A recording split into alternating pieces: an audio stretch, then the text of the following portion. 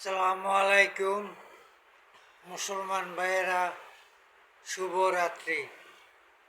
সকলে 10টার মধ্যে খাওয়া দাওয়া করে ঘুমাইয়া পড়েন, নতুবা ফজরের নামাজটা কাজা হওয়ার সম্ভাবনা আছে। আল্লাহ তাআলা হাদিসে বলছেন, যে ব্যক্তি এশার নামাজ জামাতের সহিত আদায় করে সারা রাত্র ফেরেশতারা তার মাগফিরাত কামনা করতে থাকে। যে ব্যক্তি ফজরের নামাজ জামাতের সহিত আদায় করে তার জন্য ফেরেশতারা সারা দিন মাগফিরাত কামনা করতে থাকে।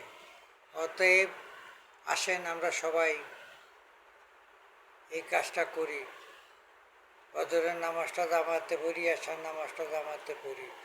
আমাদেরকে পড়ার তৌফিক দান করুক আল্লাহ তাআলা, হায়াত দারাজ করুক এবং তৌফিক দিক এশার নামাজ আর ফজরের নামাজটা পড়ার জন্য।